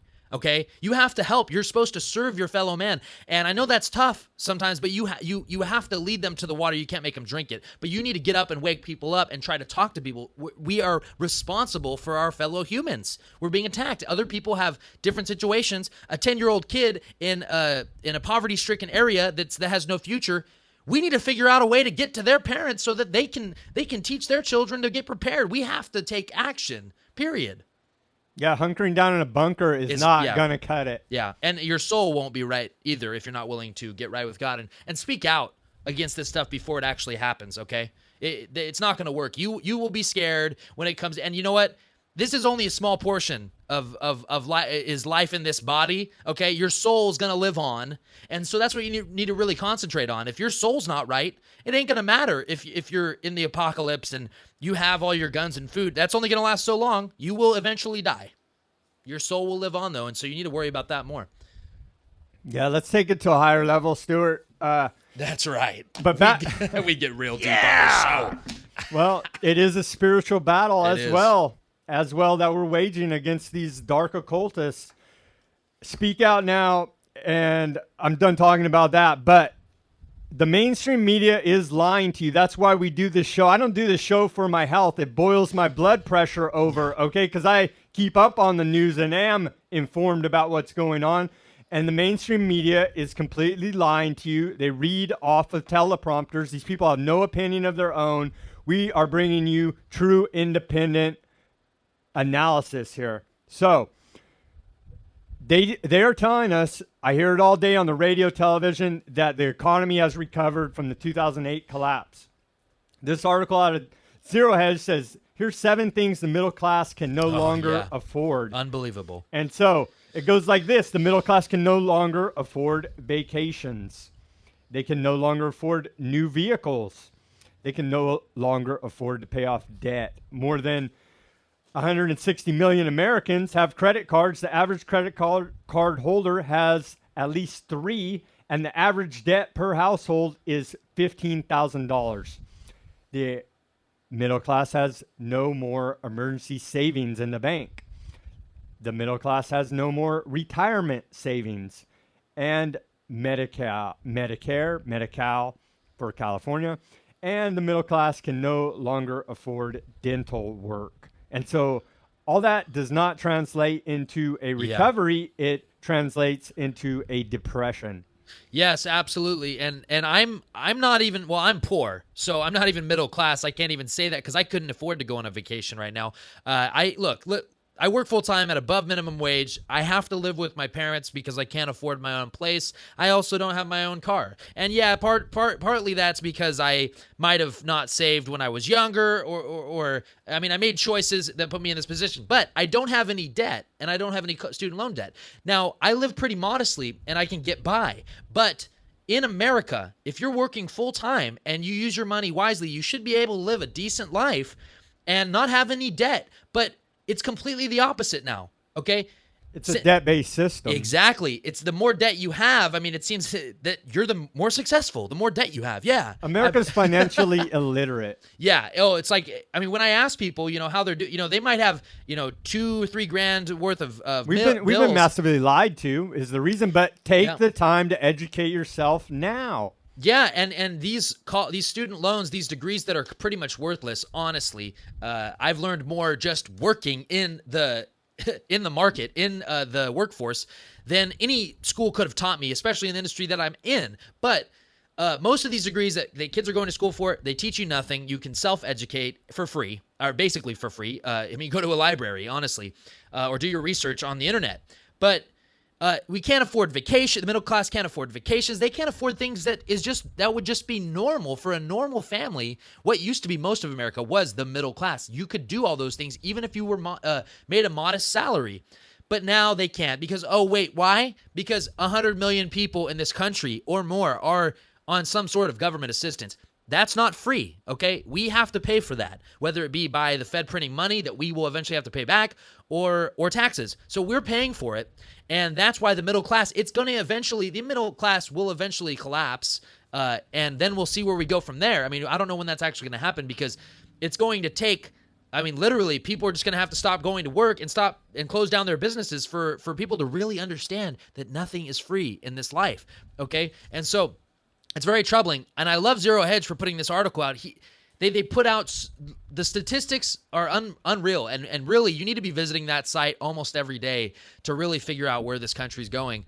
If we don't have a middle class, America's gone because that was America. That was the backbone of America. Well, middle class. Hillary Clinton did just recently say that businesses don't create jobs, so I don't know about that, Stuart. Well, Jerry Brown says, if we pass the water bond, then it'll create great jobs. Yeah, government creates jobs. Luis Chavez for Senate, he's just promoting just garbage. Pass the water bond, it'll create Great Valley jobs. I mean, I'm listening to this on the way to do the show, and I'm just thinking, man, the mind control and these absolute deceivers just saying that basically trying to instill that government creates jobs. It does not. Okay, we have to pay for the government to be able to create a job. We've already paid for it. They've stolen our money. It doesn't if you're in a full-on totalitarian state, and yeah, I guess the only job, and that's where we're going the to. Job is government. Yeah, and there is no private sector. Yeah, that's very true, and it just I can't believe they're still promoting the fact that government, like Sam said, Hillary Clinton is reiterating Obama's statement that you got a business, you didn't build that. Yeah, because they don't want you to think that you are actually in charge of yourself, that you are an individual. You can create your own business because we all have the right to life, liberty, and property. That's we right. do. There we go. This is still America, no matter how much the government lies to you and tells you that the state is God. The state is not God. Yeah. So I guess Hillary, she didn't build her political campaign. She didn't even build her self-image at all. She didn't do any of that. We did that. Or, you know what? I'm sorry. Government did that. Not her. No, she didn't do that herself. What, did you got something to say? Not even Bill Clinton. There we go. No, these people are a bunch of clowns. I can and just they see need it to be 10 years called from now. out. One world, one government. No, seriously, we need to start calling them out on their BS because that's all it is, a bunch of garbage. Stuart, moving on here to the mainstream media lies about the recovery. Well, if there's such a recovery for the dying middle class who they're killing through this devaluation of the dollar, we see record high butter prices, beef prices, meat prices, fresh fruits, and whole milk, while average hourly wages stay the same. Yeah, and so people can't afford these basic food items that a normal middle-class family would, or even a poor family in America could afford, no problem. And the problem is because the middle class there's no jobs, because the middle class small business creates jobs in this country. And that's the backbone of America, is that anyone can start a business and employ people. But they're making it impossible to do that. So if especially in this state. Yeah, and people don't realize when they get food stamps, that's actually making the cost of their food go up. Okay? And the more people that are on food stamps, it'll make the price of food go up. Okay? Nothing's free. Okay? And so, yeah, of course we're not going to be able to afford anything soon. I can hardly afford, like I said, I live with my parents, and I'm not ashamed of it, but I'm not proud of it. I would like to have my own place and be able to start a family, and that's going to depend on what I do, but in the future. But really, our business climate in the United States of America, the land of the free, home of the brave, I thought we were supposed to be able to, work your butt off and you can make a good living. And that's what I do. I work all day and still can't make it, really. So, but luckily I have no debt because I'm not a moron for taking out $50 grand in loans that you'll never be able to pay back. And if you talk to anyone who's successful, they're still paying back their loans, and they might be 40 years old. And I'm still paying back my loans, Stuart. And there you go. And I didn't even take out very much. Exactly. So they make it almost impossible for you to have a family and survive, and then also pay for the education that they roped you into thinking that you needed. Yeah, student loans is a whole nother racket. Oh, it's unbelievable. So this can't be sustained. And the price of food, everything's going to continue to go up. The price of everything's going to go up. Okay, it is going up. Yeah, but gas is going down. What's up with that? Yeah. That's interesting. I think that's a whole nother issue. But, really, huh? And that will. How low will it go? Yeah. Folks, we got to take a quick break. Here's a word from our sponsors. Local businesses, do you want to help them succeed? So do we. The Thrifty Nickel Want Ads is a family-owned business that has been a big part of the local community for over 30 years. Our goal is not only to produce a paper that is not only successful, but enduring. We are looking for experienced outside sales representatives to help grow and expand the Central Valley's favorite classified paper while creating successful marketing campaigns that will increase business for their clients. If you care about better working relationships with local businesses, then we want to hear from you. 50% commission of every new contract acquired. If interested, contact Art at thriftynickelwantads.com or call 559-472-7182. Listen up, Fresno. Are you tired of boring local news coverage? Then log on to FresnoForward.com, the Central Valley's #1 source for independent, local, and alternative news and views. FresnoForward.com is updated daily, bringing you stories on government corruption, local activism, Fresno culture, and so much more. Did I mention FresnoForward.com has no ads or signups required? FresnoForward.com. You'll love it. We all know that a natural disaster, EMP attack, and martial law are a real possibility. Prepare before the crisis because FEMA can't and won't keep you safe. Tops Military Supply. Veterans serving veterans, their families, and the community. Visit us at 605 West Shaw, Suite A, Clovis, California, or call us at 559-298-6001. Folks, we're back. This is We Are Change Fresno on 1680 AM. I'm your host, Stuart Webb, along with my co-host, Sam Chaney, and our producer, Woody. We're going into the fourth quarter, crunch time. We've been ranting and raving for the last 30 minutes, but That's just what we do. Sorry. If you don't like it, change the channel or continue to listen and learn something. No, you don't want to change the channel. I don't want you. I don't want to listen. You want to listen. You got to take heed to this, man. There this you go. Is real good stuff. I don't want to encourage you to turn off the radio. So how about just suck it up and listen to the info and get fired up. Get fed up. Okay. But we're going to cover some more news in this last hour. We're going to try to get through, about 10 articles of news. We'll see if we get there. But we just wanted to say thank you to our sponsors again. We appreciate Brooke being on the broadcast and also Paul Connett. Sam, what do we got on our last segment? Stuart, we say the things that need to be said. Yep. All right? It needs to be said. Stuart, what we have the right to say it. Well, say it! Well, it does need to be said, and I don't hear this perspective anywhere else in Fresno, so we are bringing you valuable, important information and analysis. Moving on here, Stuart, to Janet Napolitano, the former Big Sis. Big Sis. If you see something, say something. Former head of the Department of Homeland Security, ran out of Washington, D.C. for sex scandals, has recently said, and I'm reading out of the Washington Times now, and everyone can go to the YouTube post and find all the articles we talk about. She says that President Obama should go ahead and issue executive orders on immigration if Congress refuses to act. So she's basically saying Obama should act like a dictator. Yeah, and all I could get out of that first paragraph was Congress not acting is Congress acting. And that's what they're there to do. They're there to not act if their constituents say, no, we don't want you to completely open the borders and become Mexico. That's part of what living in America is, a constitutional republic. We barely have that left. But Congress not acting is them acting, okay?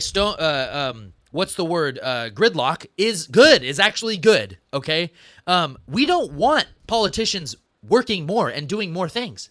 We don't want them passing more unconstitutional laws, okay? So when they're not working and not doing anything, it actually does a public service to us because all they're going to do is pass more laws that eliminate our freedoms and make us live into an authoritarian and spend more environment. And more money. Exactly. So Big Sis, you can just continue working for the UC system, okay? Because you got ran out of Washington for a reason, and you're a complete joke. And it's just the morale. I mean, this is like sex scandals. Really? How many sex scandals until we just get fed up and say, no, we're not going to, we're going to kick you out immediately. I mean, seriously, the fact that we didn't even impeach Bill Clinton is just insane. Okay. Getting blowjobs in the Oval Office. It's unbelievable. But yeah, I mean, when are we going to say no to this? Stuart, it's amazing. It's unbelievable. When are we going to say, the president's not a dictator. He's not allowed to do that. And also, just for trying to act like a dictator, we're going to oust him. Okay. And then John Boehner goes plays golf with him. Okay. And then people actually want to believe that the Republicans still, we need to get a Republican in office. It's going to fix everything. I mean, at this point, I'm barely ready to vote for Rand Paul. We need a real constitutionalist as our president to basically not be a dictator. I mean, I would rather have someone be elected and then vacate the spot because at this point, I don't want a dictator. I want the people I elect to do their job within the Constitution, which is very simple, but they make it really complicated because they want it to be an authoritarian state. We need Ron Paul's, and not even his son. At this point, he's the best option, especially when you're going against Hillary, but seriously, we need someone to say all the troops need to come home. We have no jurisdiction in these other countries, okay? Get all the troops home, and we need to secure our borders here and also maintain our freedoms here because we're losing all the freedoms while we're fighting for freedom overseas. It's Orwellian. It doesn't make sense, and we all know it's a fraud. So, I mean, are we going to continue to take it? Stuart, we can't even have an honest debate about real issues in this country because No, everyone is afraid. And I don't know. Of the government. Yeah, I guess so. You need to stop being afraid. But moving on here, Stuart, this is probably one of the reasons why they are afraid. It's very chilling. Yeah. 99.6% of Patriot Act sneak and peek search warrants are unrelated, and there are no search warrants. They're just unwarranted sneak Unrelated and peek to terrorists, to terrorism. under the Patriot Act is why it was passed to fight terrorism because of 9/11. We know that was a staged false flag attack. And so now they're not even using it to fight terrorism. They're using it to just go on their private sneak and peek missions and essentially terrorize the public. Yeah, most of it, those sneak and peeks were used for drug offenders and reasons to confiscate. Yeah, alleged. Well, the thing is, doing drugs or even dealing drugs is not is completely legal under the Constitution. Sorry, you're selling a product. It doesn't matter if it's dangerous. Hey, people want to take away our guns, but neoconservatives say, oh, you can't take away our guns. Well, but they're dangerous. Well, they're inanimate objects. Well, yeah, so are drugs. Stop being moronic and naive. If you want a police state selectively, that's not going to happen. It never works like that, okay? It always becomes an absolute authoritarian We need to repeal nightmare. the Patriot Act. Yeah, repeal the Patriot Act. immediately. It's illegal. It violates all of our freedoms, period. Our Fourth Amendment, but really all of our It freedoms. hasn't stopped any terrorism when Yeah. over 90% of all terrorists caught since 9/11 have been staged by the FBI. Yeah, and the reason that we're not using it to fight terrorism is because terrorism is it's a fraud. It's synthetic. Yeah, it really more people die from bee stings a year than being killed by terrorists or something. It's outrageous.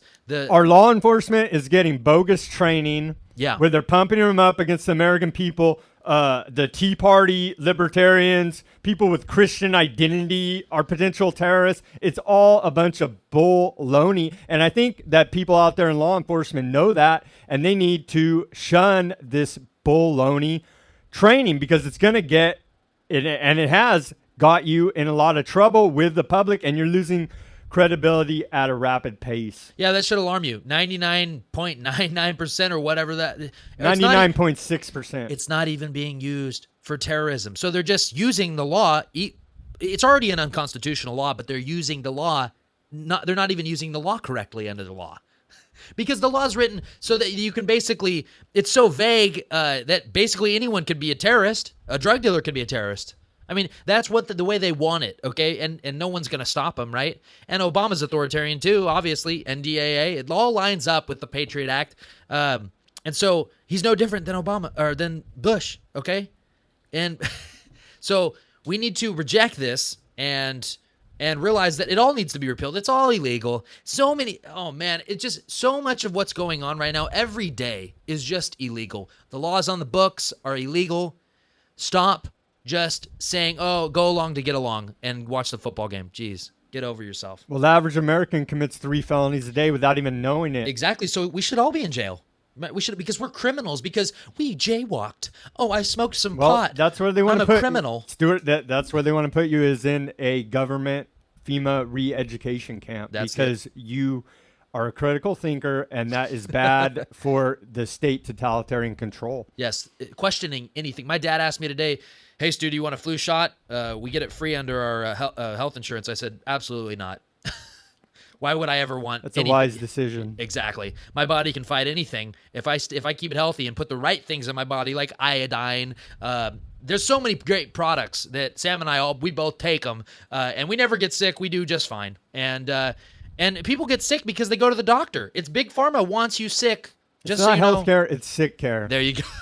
The modern medical establishment, as we continue to say on the show, was founded by the Rockefeller and Carnegie Foundations. Please do some research and look it up and know that they have a profit motive behind keeping you sick. Now, moving on to affordable care.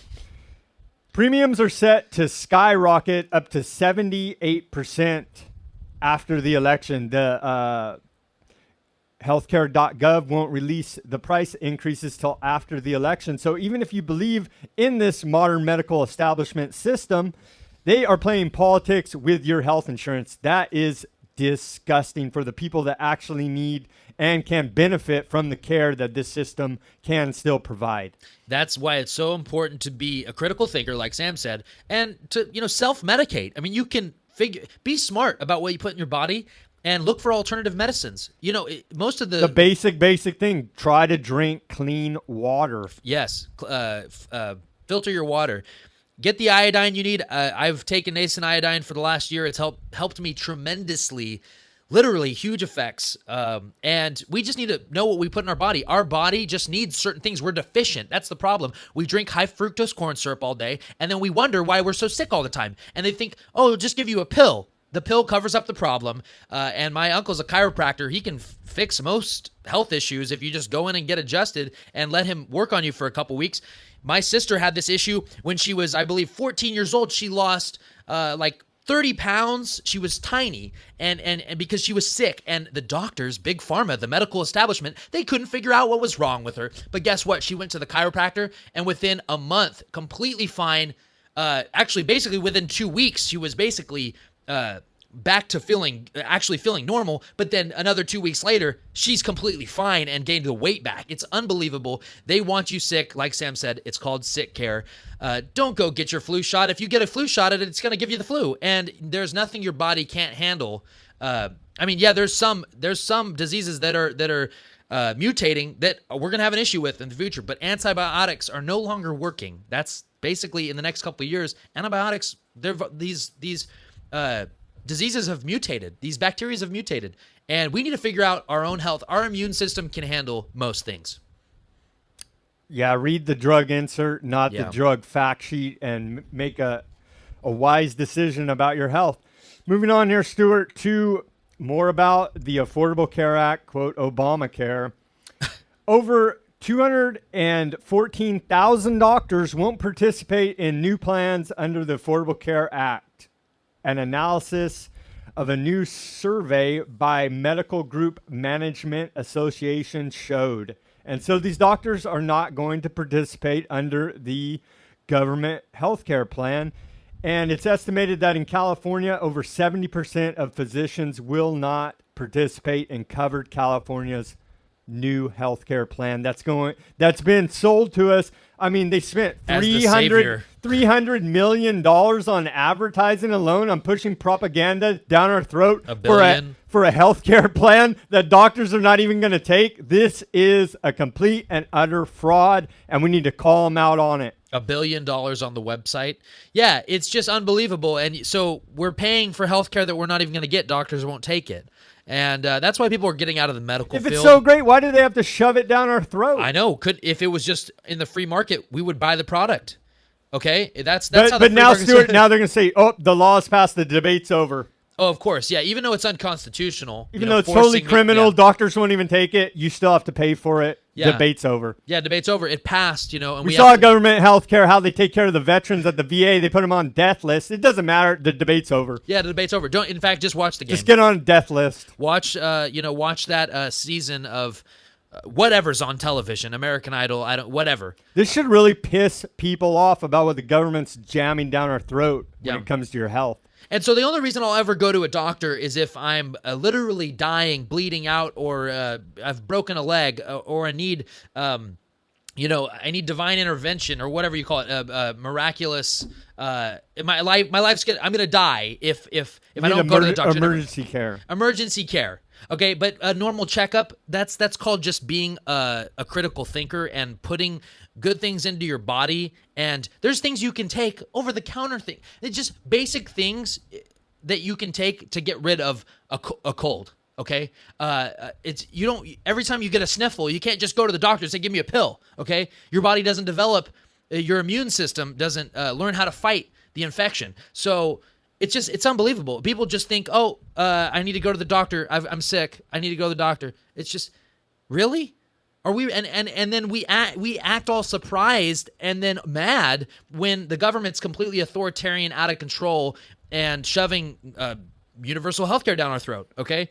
Well, we're going to take it. We're going to. We don't care. We're not willing to go stand up because they've dumbed us down so much. They've made us so sick. Through fluoridation of the water. I mean, they're spraying us, GMOs. There's so many different things. We're being attacked at all levels.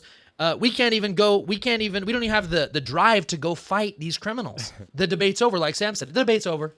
Oh, it's completely criminal. Everything's going to, going to hell in a handbasket. This country is in shambles. And we're just going to say, well, that's just the way it is. The debate's over. Remember, we can't debate. Plus, we don't have a First Amendment anymore anyway, right? So, yeah, I guess the debate is over. Stuart, it's out of control. We're seeing Agenda 21 right here in downtown Fresno, and they're selling it as trendy. You can get a studio apartment for $515, a one-bedroom for $605, a two-bedroom for $723, and the studio apartment floor plan is 413 square feet. Yeah, and there's no business downtown. That's why everyone leaves at 5 o'clock. It's all government jobs. Okay, so yeah, if you want to work for the government or just get, Section 8, government assistance, whatever, yeah, live in one of these studio apartments. That's where they want you, so they can surveil you. It is Agenda 21. Literally. It's right out of Agenda 21. We know what the Fresno general plan is to get people out of the rural areas into the urban areas so they can control you and monitor you, okay? They don't want you learning how to farm land, milk a cow, and produce something, start a business, create things, work with your hands. They want you in the urban areas where you can just you can walk to dinner, you can walk to that bar, and you can just be that cool guy that lives in that complex. That's just what they want, they want you to live. They don't want you to have a family. Studio apartments, you can't have a family there, okay? There's no yard. business, and there's no no business. yard for your kids and your dog to go play in. And there's no business.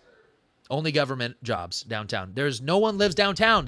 They're trying to the market. If there was a market for living downtown, it would happen. Now they're trying to make it. They're trying to force it on people. So we see Agenda 21 being implemented right here in downtown Fresno. Stuart, let's move on to let's take the test to see if you might be considered a potential terrorist by government quote officials. They should be called government public servants, which is what they actually are. But number one on this test to determine for the government is if you're a potential terror suspect is speaking out against government policies. Oh, yeah, terrorist. Protesting anything. Terrorist. Questioning the war.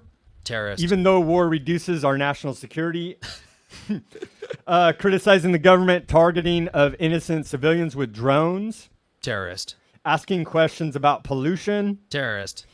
Paying cash at an internet cafe. Oh, terrorist. Asking, you're just a terrorist. Terrible person. Paying cash? Come on. Terrorist. Asking questions about Wall Street shenanigans. Oh, terrorist. Holding gold. Yeah, terrorist. Definitely. Creating alternative currencies. Oh, that's completely... you have to use the federal debt notes, Sam. That's completely terrorist to try to create your alternative currencies. Come on now. Terrorist. Stacking up more than 7 days worth of food supply, even though all Mormons are taught to stockpile food and most Hawaiians store up extra food. Oh, yeah, so I'm a terrorist because I'm Mormon and I have about 3 years worth of food at my parents' Well, house. if you haven't noticed, Stuart, we fit in about every category on this list, not just that one. But moving on, having bumper stickers saying things like know your rights or lose them. Oh, that's just terrible. Terrible. Investigating factory farming. Oh, yeah, no, that's terrorist for sure. Infringing a copyright. Oh, dude, terrorist. Stop Monsanto. Terrorist.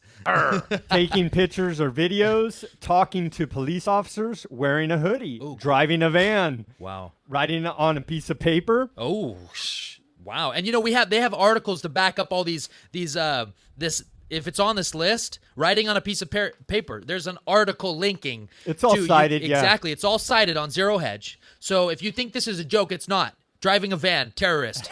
Talking to a police officer, terrorist. Wow. Wearing a hoodie, writing on a piece of paper. Wait, hold on. Let me write on this piece of paper. I'm a terrorist. Just a terrorist for writing on a piece of paper. I can't believe you admitted that. That's a violation of your Fifth Amendment. Wow. Valuing online privacy. Not terrorist for sure. Supporting Ron Paul or being a libertarian. Oh, Ron Paul is such a terrible guy, and I think he's a terrorist too. Liking the Founding Fathers. Oh, that's for sure. Now, does that make us terrorists because we breathe the air? Oh, yes. Being Just for being alive. Being a Christian, being anti-tax, anti-regulation for the gold standard. Yeah, just completely terrorist. Evil people. Being reverent of individual liberty. Oh, that's no. Being anti-nuclear. That's believing in conspiracy theories. Oh, wow, man. We really fit into that category. Oh, let's change that theories to conspiracy fact. Yeah, it's declassified. that sounds more like it. Conspiracy, it's not conspiracy theory, it's conspiracy fact. A belief that one's own personal or national way of life is under attack. Oh, wow. Actually having your own thought? Wow, Really? terrorist. Wow. Wow. That's a terrorist. Are you thinking for yourself, Woody? I'm always thinking for myself. Oh, you are an evil person. Terrorist, Oh, in fact. yeah. I might need to report you. Impose strict religious tenets or laws on society, you will be considered a fundamentalist. Which means you're a terrorist. Insert religion into the political sphere. I bet you the FBI is loving this right now, huh? Those who seek Yeah, they are. Those who seek to politicize religion, Oh, that is awful. Terrorist. supported political movements for autonomy, being anti-abortion, Oh, not wanting to kill your own child, an unborn baby? Man, what a terrorist. Wow. being anti-Catholic, anti-globalization, Terrorist for sure. Yeah, suspicious, what do you think, Woody? Terrorist? suspicious of federal authority, Yeah, terrorist. fiercely nationalistic, Terrorist. a belief in the need to prepare for an attack either by participating in survivalism. Wow, once again, critical thinking You know what is else not is an allowed. act of Terrorist. you know what else is an act of terrorism? What? Anti-rap music. Opposing genetically engineered food, Ugh. and Hey. opposing illegal surveillance with no search warrant. Folks, this is not a joke. And I know we're being a little facetious right now, but it's cited. Okay, you can cite to an actual article where the government can consider you a terrorist for any of those 41 I think things we right made there, items. we made almost every item on that list. here. We basically, sure did. I mean, fiercely nationalistic, not for this authoritarian regime that's been taken over. It's not even America. I mean, maybe I could say no. I'm not in that category, but every other category, just for breathing and just for enjoying life and liking humanity, just terrorist. Okay, and so we're not joking, folks. This is serious. And there was a study that we covered a couple weeks ago about who's the most likely to be what is it a threat to the government, Christian identity, people with Christian identities, or even just of Muslim faith, anything. I mean, if you're just a normal human being with just If you don't bow and lick the authoritarian government's boot, yeah, but even then you might be a terrorist because what if you don't lick the boot well, correctly? you're a damn fool if you do. There you go. Well, that too. Because these tyrants, the only way we have to stand up to these tyrants, that's the only way to defeat them. You Because can't- yeah. if you go along with them, they're going to kill you just like Hitler did in Night of the Longshanks. You can't dance with the devil, okay? And so stop supporting people. And that's why I'm going to take a stance. If Rand Paul is not constitutional enough when he runs for president, I might openly not support him. And I don't really want to do that. But at this point, you got to be a Ron Paul guy. You have to line up because Ron Paul is the definition of what a real American and a real constitutionalist is. And not only that, just a moral good person, someone who cares. If you're not under that platform or under that, I'm just not going to vote for you. I'm not going to support you. Okay, that's just it. You need to. The Constitution, it just lays out what we're already given to, what was already given to us by our Creator. Okay, and if you're willing to just give that up for a show or for a football game or a baseball game, I know the World Series is happening today. I haven't watched one game. I don't care. Our country is in dire straits right now. We need to fix it. Stuart, it is amazing what's going on in this country. Let's get to 24 types of authoritarians. Oh man. The naive, Yep. the public mandate, The elitist snob, the indoctrinator, the xenophobe, love it or leave it, more humanitarian than thou. terrified, They hate us because of our freedom. God bless the military-industrial complex. entitled, Drug warrior, busybody, bereaved parent, nanny stater, the dreamer, petty tyrant, misogynist, the lawyer, What? just following orders, Stockholm syndrome, the deluded, white sheep, the theocrat. The theocrat? I don't even know what that is. green zealot, And drunk on debt. And this is a great political cartoon that you can look up. It's on Zero Hedge. Just type in 24 types of authoritarian. And really, I mean, look at the nanny stater. This is here's a guy smoking a cigarette. It says, "I don't mind if government bans smoking because it's bad for me and I completely lack any self-discipline." I mean, that is what we live in. This is it. People are just willing to just and then here's the entitled. The system has done wrong. I want the system to fix it. Wow. Stuart, the diluted government programs are a great idea. They just fail because they are underfunded. Oh, of course. That's always the reason. That's all they We just do need is more throw money after money after money at these programs, and they continue to fail because they are a bunch of garbage. Let the free market operate, and it'll fit. If we just allow the free market to operate, these unconstitutional laws, we need to throw them all out. Someone who's really willing to speak out against that, and just we really that's the kind of officials we need. And even then, government in itself does not have any power over you. Okay, and that's why the Constitution was set up to have the least amount of government. But even then, now, I mean, really, at this point, the government has no right to just throw you in put you in a cell for no reason. They just don't have a right. It's illegal. Stuart, at the end of the show, let's wrap it up. Yeah, we got about 2 minutes. Let's wrap it up with some more information about flu shots because they push it down our throat all day at the pharmacies. Yeah. Every fall. There's a scientist now out of Johns Hopkins University that reports the influenza vaccine is that's being pushed is not effective and can cause more serious side effects than alleged by the Center for Disease Control. Yeah, and on their website, I was looking at most of these vaccines. They have aluminum in them. I mean, why are we shooting ourselves up with metal? I mean, right. What is the purpose of this? And formaldehyde, Well, I this believe, was right? reported. Sam? This was reported in the British Medical Journal. Yeah, and it's on the CDC website. And so they call you crazy if you Yeah. read medical journals. Yeah. Oh, you're a conspiracy theorist. They are just No, it's cited in a medical journal. Yeah, and you're a terrorist conspiracy theorist if you just say, well, that this is what the medical journal said through research. Yeah, no, see, the thing is, it's just the double speak, the Orwellian nightmare we live in, is that they only want to tell you how they're doing it to you, but then lie about it right in front of your face and prey on your ignorance. Will you take it? And guess what? We are taking it. But with this last minute, I'll say this. There is a sea change, and more people are distrusting the authoritarians, okay? And like Adam Kokesh said, it's harder and harder for them to lie because we have them on video saying something, and then they go right and do another thing. But they said it a million times, but then they said that they didn't say it. Well, we have you on video. Start fighting the tyrants. You can take action, and you can make the change. And there is a sea change. We need to continue this because the general public is still asleep, but they're slowly waking up. And yeah, we need to be a part of it. You need to be a part of it. People, 2 weeks ago, people walked out on Obama. Yep. Just recently, when he made that whole joke about voting fraud out of Chicago, people got up and left. So people are getting tired of the lies. It's not funny. Voter fraud is not funny. Folks, that's all we have time for you tonight. Thanks for joining us. Tune in next week. Peace, love, and liberty. Sam? Speak out and take action. This show is sponsored by We Are Change Fresno.